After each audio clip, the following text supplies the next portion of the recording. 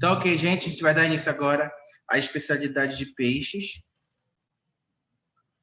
Acho que vocês já estão vendo aqui no slide.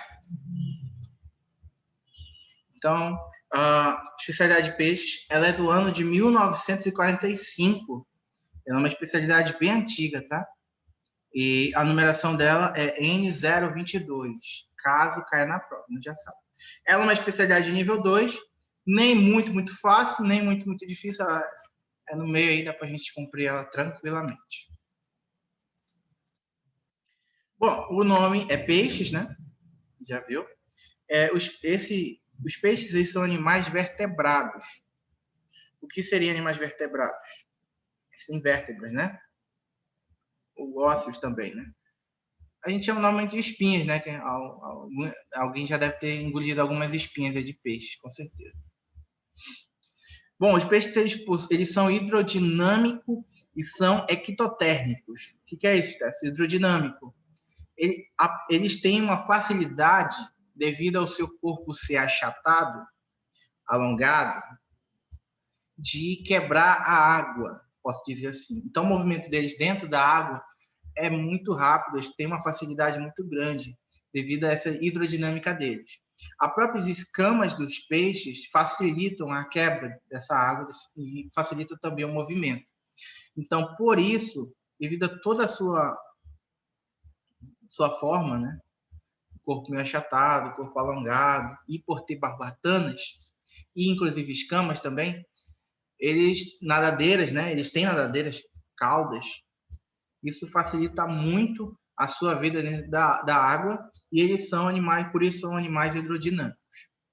E eles também são animais ectotérmicos. Diferentemente dos mamíferos, os ectotérmicos, ou psilotérmicos, como dizem também, eles são animais que a temperatura do corpo dele é de acordo com o ambiente que eles estão. Se a água é quente, o corpo deles é quente. Se a água é gelada, o corpo deles é gelado. Então, eles se adaptam às temperaturas do ambiente. Diferente dos mamíferos que produzem a temperatura própria, como a gente, os humanos, né? Nós produzimos a nossa temperatura própria. O quarto pode estar congelado lá, mas nós estamos quentes por dentro e a gente sente frio. Então, não é diferente o processo. Ok? Eles possuem uma respiração branquial. A gente vai comentar mais à frente aí como é que esse tipo de respiração. Existem cerca de 25 mil espécies conhecidas. Vou só confirmar aqui. Se eu não estou confundindo com a dos tubarões, mas a princípio é isso mesmo. Aqui. Isso, 25 mil espécies conhecidas. A sua alimentação varia. Alguns peixes são carnívoros e outros são herbívoros. O ambiente principal deles é o aquático, né? Eles não vivem fora d'água. E eles possuem barbatanas e nadadeiras. Alguma dúvida até aí? Podem perguntar, gente, se tiverem dúvida. Eu vou dizer que eu não sei, mas podem perguntar. Então, bora avançar. Essas aqui são as principais características, né? São um corpo hidrodinâmico, são ectotérmicos, ou seja, eles se adaptam à temperatura do ambiente. Existem cerca de 25 mil espécies catalogadas, mas é claro que existem muito mais espécies não catalogadas também. A alimentação deles varia de acordo com a espécie. São carnívoros, alguns são herbívoros. O habitat dele é o aquático e eles possuem barbatana e nadadeiras.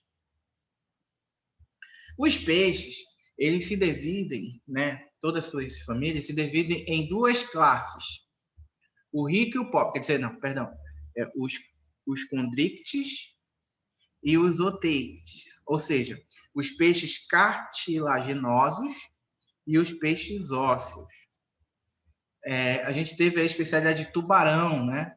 A gente estudou especificamente os peixes cartilaginosos. Hoje a gente vai trabalhar com os dois, tanto os cartilaginosos quanto os peixes ósseos, ok? Então, em quantas classes se divide os peixes? Vocês vão lá responder. Em duas classes. Quais são elas? Os condrictes, ou seja, os peixes cartilaginosos, e os oteictes, que são os peixes ósseos, ok? E cada uma dessas subclasses, essas duas classes, tem suas características específicas. Os peixes cartilaginosos, eles possuem esqueletos constituídos totalmente por cartilagem. Já os peixes ósseos, eles possuem o corpo dele, o esqueleto deles é composto basicamente por ossos. Então essa é a primeira diferença, da onde já tira o nome da sua própria característica. Os peixes cartilaginosos, eles são compostos por cartilagens e os peixes ósseos são compostos por ossos. Por aí a gente já tira tranquilamente. Os peixes cartilaginosos, eles possuem as brânquias expostas. Logo mais à frente a gente vai entender o que seria isso. E não tem nenhuma proteção. Eles têm a parte da respiração dele, as brânquias, né, que ficam na lateral do peixe, expostas. Já os peixes ósseos, eles possuem uma membrana que recobre essas fendas branquiais, ou seja, é coberta, né? Não é externo. Então, essa é uma outra característica. Os peixes cartilaginosos possuem escamas paracoides e de origem dérmica e epidérmica. Já os peixes ósseos apresentam escamas de origem exclusivamente térmica. Isso aí tem a ver muito com a sua a temperatura, a questão da pele, né? Ou seja, os peixes já têm escamas, né? Os cartilaginosos, no caso dos tubarões, são lisos, né? Então, é toda essa questão do revestimento da pele. Também tem características. Os peixes cartilaginosos, eles possuem uma boca ventral. Aquela boca assim, né? De cara, você já vê. O tubarão, por exemplo, tem uma boca de frente, né? Posso dizer assim. Já os peixes ósseos apresentam na sua boca, né? Ósseos apresentam sua boca na região anterior do corpo. Já é mais aqui atrás, no caso. Não é na frente como a tubarão. Podemos citar alguns exemplos de peixes cartilaginosos. Seria o tubarão, a raia, né? E o cação. Esses são os peixes cartilaginosos. Já os peixes ósseos, temos o bagre, temos o pintado, são os demais peixes também, né? Tucunaré, né? Pirarucu, por aí vai. Então, essas são as diferenças entre os peixes cartilaginosos e os ósseos. Tem outras características, mas aí eu apresento para vocês apenas 5, que é as que vão cair provavelmente na prova. Ok? Alguma dúvida até aí? Nas características, na divisão das classes? Então, vamos lá, bora avançar. Existem mais espécies de peixes chamadas de diádromos. Peixes diádromos. Os peixes diádromos, eles são compostos, ou seja, das 32 mil espécies, aqui ele coloca 32, a gente viu 25 mil, mas varia bastante, né? Eu tentei achar uma quantidade exata, quantas espécies existem, vou apresentar para vocês, mas existem essas diferenças assim de livro para livro, né? Mas vamos ficar nos 25 mil catalogados. Então, das espécies conhecidas, 58% das espécies vivem no mar, na água salgada. E 41% das espécies vivem em água doce, e menos de 1% são as espécies de diádromos. Ou seja, esses peixes, eles fazem essa migração. Uma hora da vida deles, eles estão no mar, na água salgada, e outro tempo da vida deles, eles estão na água doce, no rio, né? Na água doce. Então, eles são peixes migratórios. Quando vocês ouvirem falar de peixes diádromos, eles são peixes migratórios. Eles migram de ambiente para ambiente. Ora ele está na água doce, ora ele está na água salgada. Isso faz parte dentro do seu longo ciclo de vida. O salmão diádromo, se ele vive um pouco de tempo na água salgada e outro desse, ele é um diádromo. Então, se você pesquisar, ver que o peixe uma hora está na salgada, outra está na doce, então ele é um peixe diádromo. A designação diádromo deriva do grego, né? Agora a gente vai entender um pouco da origem da palavra diádromo, que significa correm, ou seja, isto é, migram entre ambientes com características distintas, designadamente a água doce dos rios para a água salgada do mar. Aqui tem uns exemplos de espécies no caso aqui dos diádromos, eles se dividem em duas categorias também. Isso aqui só para efeito de informação, não vai cair na prova. São as espécies anádromos e as espécies catadromas. Anádromas são aquelas que saem do mar e vão para o rio. Depois voltam pela sua migração adultas. Os peixes adultos, eles saem do mar e vão para o rio. Já os juvenis, os peixes mais novos, eles saem do rio e vão para o mar. Já dentro das espécies das catádromas, os peixes juvenis, que saem do mar e vão para o rio, e os adultos que saem do rio e vão para o mar. Tá? É bem simples essa questão. Não sei se deu para entender. Mas o mais importante aqui é que vocês entendam o que seriam peixes diádromos. Peixes diádromos são peixes que fazem essa migração da água salgada para a água doce ou da água doce para a água salgada. Eles migram. Entenderam? Alguma dúvida? Tirando a do salmão? Tá entendendo, Lucas? Tá entendendo aí? Posso fazer pergunta para ti, Lucas? Olha, o Pedrinho chegou agora. O Pedrinho também está por dentro. Então, bora avançar. Alimentação. Vou tentar resumir aqui o texto para vocês. Alguns peixes, como eu falei, eles são herbívoros e eles comem algas. Outros são peixes carnívoros. Eles se alimentam de outros peixes e de animais diversos, como os moluscos e crustáceos. Né? Esses peixes que comem outros peixes, eles são canibais, né? Eles comem a própria espécie. Então, os peixes, eles comem os próprios peixes, né? Interessante. Nas zonas abissais, para quem não sabe o que é zona abissais, é lá no fundo do oceano, lá embaixo, onde não existe nem claridade de luz. Existem animais fantásticos, né? Nessas zonas abissais. E dentre elas, dos grandes abismos oceanos, onde não existe luz, existem seres fotossintetizantes que não sobrevivem. Há muitos peixes detrívoros que se alimentam dos restos orgânicos. Ou seja, esses peixes abissais eles se alimentam de resíduos orgânicos. Cadáveres, né? Restos de comida. Não comem nem as algas, nem os animais vivos, mas sim os restos de comida.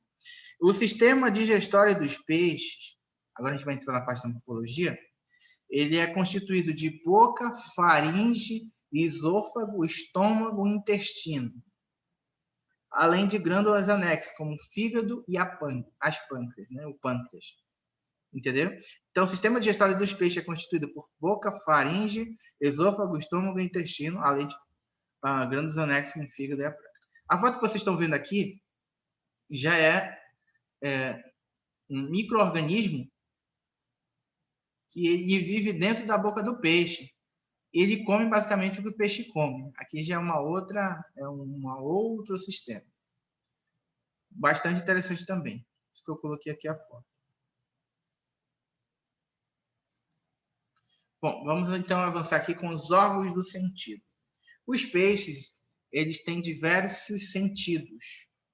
A gente vai falar especificamente agora da bolsa olfatória. O que é bolsa olfatória? São formados por células localizadas nas narinas, né? Algumas células que constituem aqui no nariz, onde eles conseguem ter a percepção do cheiro das substâncias que são dissolvidas dentro da água, né? Através dessas células que ficam próximas ao nariz dos peixes, né? Posso dizer assim, eles conseguem saber o que está sendo colocado na água, o que tem na água. Por isso que os tubarões eles conseguem farejar, né, o sangue fresco, isso a dezenas de metros de distância, por causa desse sistema chamado da bolsa olfatória. Alguns não conseguem nem sentir o que está próximo do nariz, né?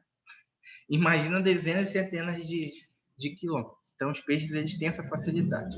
Uma outra característica, a característica dos olhos, os olhos eles permitem formar imagens nítidas a curtas distâncias. Então, ele consegue ver o que está próximo, mas não consegue ver o que está longe.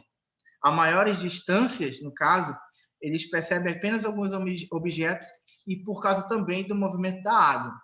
Mas eles são bons de enxergar de perto. Né? Eu não sei se eles são míopes ou se eles são daltônicos, uma outra coisa tipo. Acho que é míopes. Então, alguns peixes, ele tem percepções das cores e outros não têm percepção das cores, são totalmente daltônicos. Que é no caso dos tubarões, né? Eu comentei na especialidade de tubarão que eles são daltônicos. E de fato são, né? Os tubarões e as raias, também conhecidas, por exemplo, eles não conseguem distinguir cores. E os olhos são geralmente grandes e não possuem pálpebras nem glândulas lacrimais. Ou seja, os tubarões não choram. Alguma dúvida? Pergunta? Não? Então, bora avançar. Órgãos do sentido. Os peixes, eles possuem o que nós chamamos de uma linha lateral. Acho que dá para ver aqui, nessa imagem, dá para ver melhor. Então, percebe aqui o peixe, e ele tem uma linha que vai desde a sua cauda, faz o contorno do olho, vai pela boca e vai aqui na parte da cabeça dele. Temos então aqui o sistema nervoso, a epiderme, que seria a parte da pele, né, do peixe, as escamas. Existem algumas aberturas externas e aonde entra a água. Então a água ela entra pelas escamas aqui, fazem toda essa parte do processo da epiderme, da parte externa, e acessam o sistema nervoso pela lateral. Ou seja, essa linha lateral ela é formada por fileiras de poros, que são esses que eu acabei de mostrar para vocês aqui. Eles são situados do lado do corpo com ramificações na cabeça. Ou seja, eles têm de uma cauda a outra e tem ramificações que vão direto para a cabeça. Como a gente consegue ver aqui essa linha vermelha. Os poros eles se comunicam como se fosse um canal, que estão localizados nas escamas dos peixes. Por meio dessas células sensoriais, os peixes eles conseguem perceber a pressão da água, que aumenta gradativamente de acordo com a profundidade. É por isso que, dependendo da espécie, os peixes eles só conseguem viver até certa altura, né, da água. Eles não vão nem para baixo, nas zonas abissais, nem para cima. Eles ficam na sua área aqui, posso dizer assim, no teu setor deles. E isso devido a essa noção que eles têm da pressão de água, né? Quanto mais baixo, mais pressão. Então, eles conseguem distinguir a que altura, a que nível do oceano, do mar, do rio onde ele está, ele se encontra. Eles conseguem também perceber, através dessa linha lateral, as vibrações da água e conseguem detectar a presença da presa e do predador. No caso, os tubarões, né? Os tubarões, grandes presas aí. E eles conseguem também prever, né, no caso, os movimentos de outros peixes que estão nadando ao seu lado. Justamente por causa dessa linha lateral, que seria a percepção deles. E em caso de viagens com cardume, né, quando eles viajam com vários peixes, junto no cardume, eles conseguem ter essa sensação para não se bater um no outro. Alguma pergunta?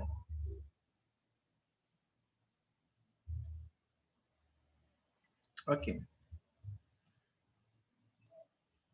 Aqui é a parte da anatomia do peixe, a parte externa.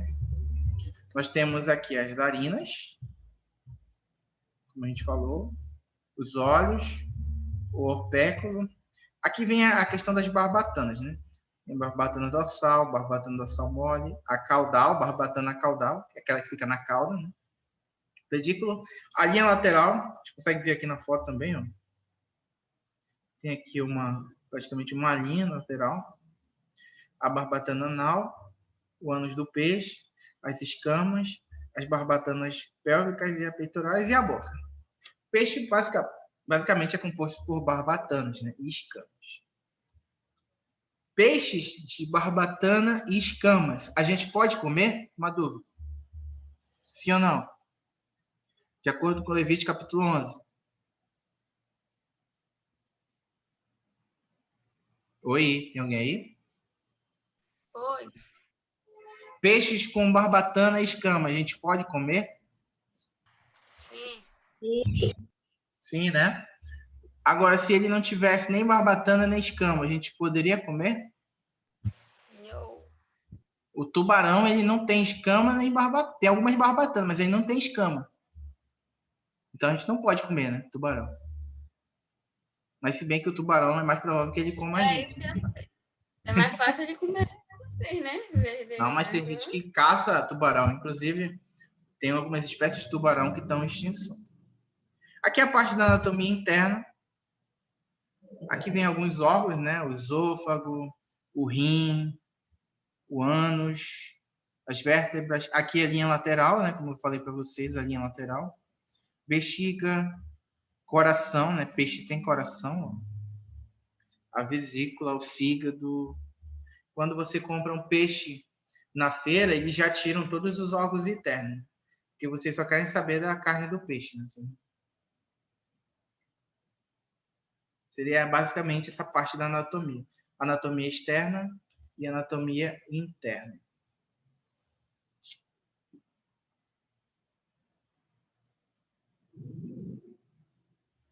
Sim, tem gente que come tubarão, sim. Ixi, é muito caçado. Eles gostam também do sangue de tubarão. Eles têm... Tem gente para tudo. Vamos entrar agora numa questão importante aqui, a questão da respiração. Como é que os peixes eles respiram, já que eles são dentro da água? As brânquias são formadas por uma grande quantidade de filamentos. São esses aqui, ó, esses filamentos aqui. Aqui é uma brânquia, só que ela é revestida. No caso dos peixes, é coberto, né? E é onde os gases, os filamentos branquiais, permitem essa troca de gases, tanto da parte externa da água quanto da parte interna do corpo dele. Essa troca de água, que é por onde ocorre o oxigênio, por onde os peixes respiram, né? Que estão localizados justamente na cavidade que são recobertas. Por isso que eles, pelo fato de estar coberto, né, eles não se desidratam.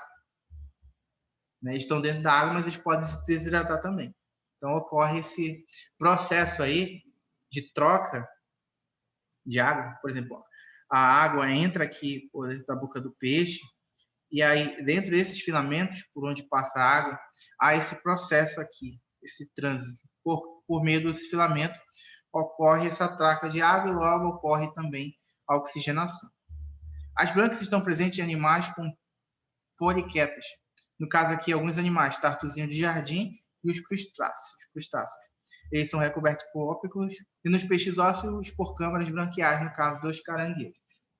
Então, esse processo aqui, que é o processo de respiração deles, essa troca de gases, né, permite. Vou aqui falar, então, do maior peixe do mundo.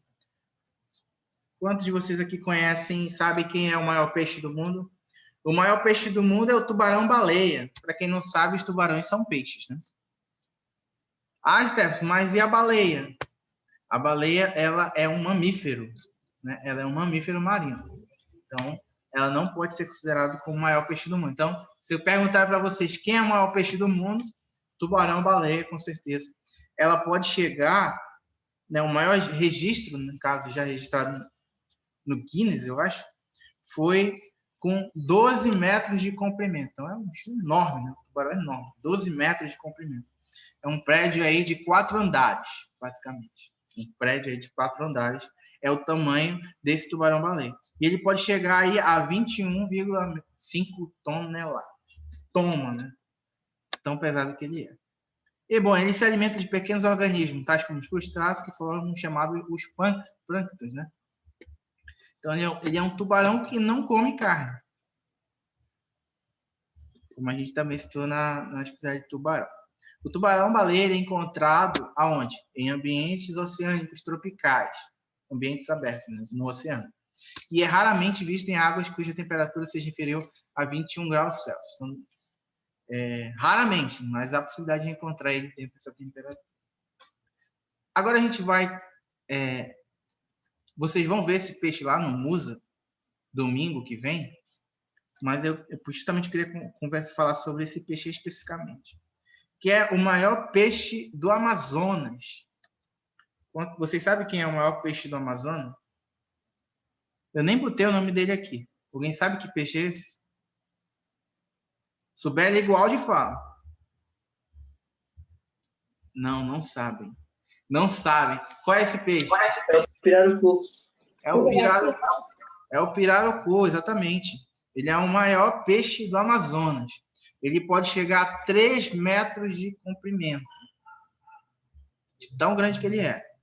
E acho que tem um casal desses lá no Musa. Você podem ver lá no aquário, lá que a gente vai ver eles. Tem aqui as escamas dele, meio que são douradas. Dentro da água é fantástico, né, esse efeito que ocorre. Este é um peixe que possui características biológicas e ecologicamente bem distintas. Eles são um pouquinho diferentes desses peixes tradicionais. De grande porte, sua cabeça é achatada e ossificada, né? Dá para ver aqui que a cabeça dele é realmente achatada. Ele tem um corpo totalmente alongado e escamoso e pode crescer até 3 metros de comprimento, que eu falei, e pesar cerca de 50 quilos. Porém, esse peixe, muito famoso aqui no Amazonas, está sofrendo perigo de extinção, né? A sua carne é bem consumida e de uns tempos para cá, acho que uns 10 ou 20 anos, está tendo uma busca frenética. Então, teve leis aí do IBAMA também que proíbe, né? Dependendo do tamanho, você não pode pescar ele. Então, também, dependendo da época, você não pode pescar ele. Mas a cobiça, né? A sobrevivência, não sei, faz com que pesquem esses peixes em períodos que não era para ser pescado. E isso traz um desequilíbrio total para os rios do Amazonas. E também o fato de também ter uma espécie tão bonita como esse peixe ser totalmente extinto. Então, nós devemos proteger esse peixe. Quantos já comeram o pirarucu? Micael. Suziane, tu nunca comeu, não? Não lembro, você nem foi que eu tenho ontem que tirar um negócio. Mas nem um pedacinho, não compra inteiro, não. É só um pedacinho que eles vendem por parte. Minha filha, eu não lembro. Peraí, deixa eu perguntar a mamãe. Ô, mãe! Eita! Ok, já entendi. Karen, conhece peixe, Karen? Já viu? O nome, eu já esqueci. Ícaro, tu já comeu pirarucu?